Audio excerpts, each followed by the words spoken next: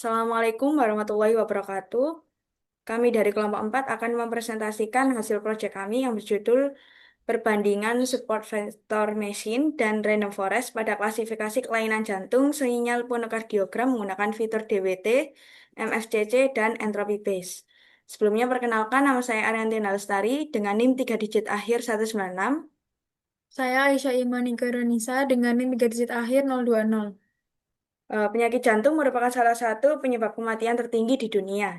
Deteksi jantung sendiri dapat dilakukan melalui sinyal fonokardiogram atau PCG. Namun sinyal ini bersifat kompleks dan rentan terhadap noise. Penelitian ini menggunakan kombinasi DWT, MFCC, dan entropy based feature untuk mengekstraksi fitur penting dari sinyal PCG. Selanjutnya, klasifikasi dilakukan menggunakan SVM dan random forest dengan penerapan data augmentation untuk mengatasi ketidakseimbangan data. Performa kedua algoritma tersebut dibandingkan menggunakan metrik akurasi, precision, recall, dan advanced score. Penelitian ini berfokus pada penerapan data augmentation untuk mengatasi ketidakseimbangan kelas pada sinyal fonokardiogram, penggunaan kombinasi fitur DWT, MFCC, dan entropy based feature untuk merepresentasikan karakteristik sinyal jantung serta perbandingan performa algoritma SVM dan random forest dalam mengklasifikasikan kondisi jantung normal dan abnormal. Tujuan dari penelitian ini adalah untuk menghasilkan model klasifikasi yang mampu membedakan sinyal PCG normal dan abnormal secara efektif berdasarkan metrik akurasi, precision, recall, dan advanced score. Next. Dataset yang kami gunakan berasal dari Sionet Challenge 2016 berupa sinyal suara jantung atau fonokardiogram dalam format WAV. Dataset terdiri dari folder training A hingga training F dengan label normal dan abnormal yang tersimpan pada file reference.csv. Seluruh data training digabungkan kemudian dibagi menjadi 70 data training dan 30 untuk data testing.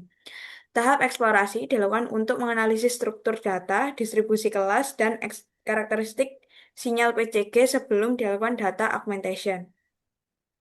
Ekstraksi fitur menggunakan DWT, MFCC, dan entropy based feature, serta klasifikasi menggunakan SVM dan random forest.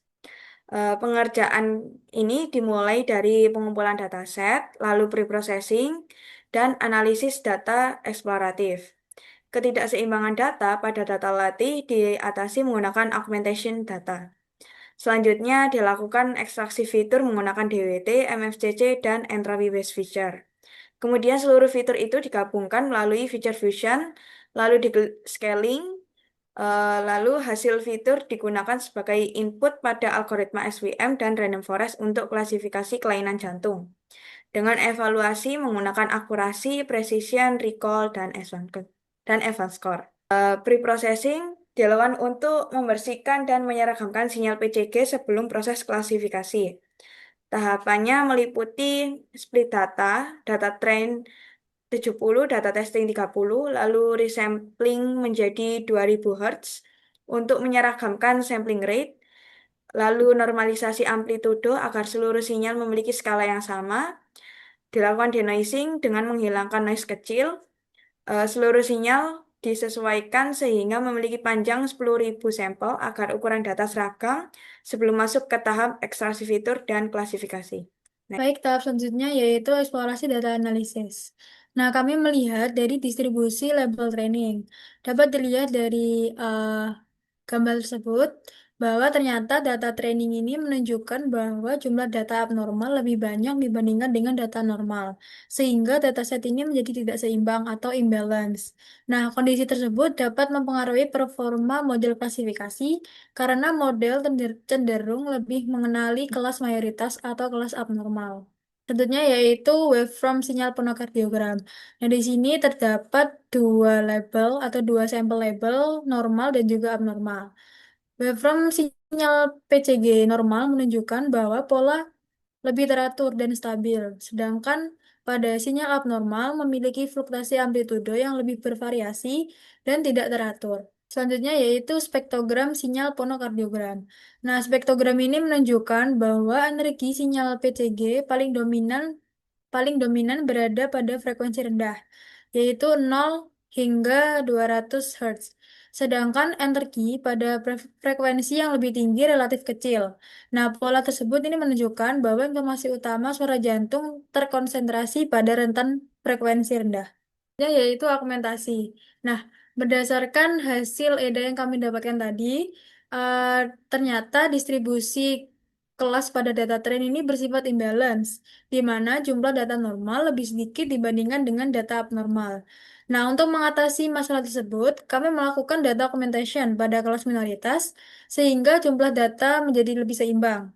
Nah, augmentasi ini dilakukan menggunakan tiga teknik, yaitu amplitude scaling, Gaussian noise injection, dan juga time shifting, dengan tetap mempertahankan karakteristik utama dari sinyal PCG. Nah, proses augmentasi ini hanya diterapkan pada data train setelah train test split untuk meningkatkan kemampuan model dalam mempelajari dua kelas secara seimbang. Kemudian, setelah proses augmentasi, kami melakukan ekstraksi fitur menggunakan kombinasi DWT, MFCC, dan juga entropy based feature. Nah, DWT ini digunakan untuk mengekstraksi karakteristik sinyal pada domain waktu dan frekuensi. Sedangkan MFCC ini digunakan untuk menangkap karakteristik spektral suara jantung. Dan entropy based feature digunakan menggunakan Shannon entropy untuk mengukur kompleksitas sinyal. Nah, kemudian seluruh fitur yang dihasilkan digabungkan menggunakan concatenation sehingga membentuk satu vektor fitur yang lebih representatif. Kemudian dilakukan scaling menggunakan standard scaler untuk menyamakan skala fitur sebelum digunakan pada proses klasifikasi menggunakan SVM dan juga random forest. Selanjutnya yaitu hasil evaluasi menggunakan model SVM.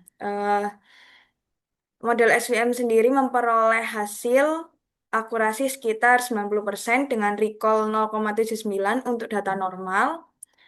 Lalu untuk data abnormal recall-nya 0,93. Nilai advance score yang dihasilkan sebesar 0,76 untuk kelas normal dan 0,94 untuk kelas abnormal.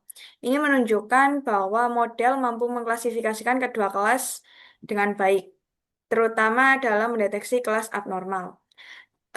Next.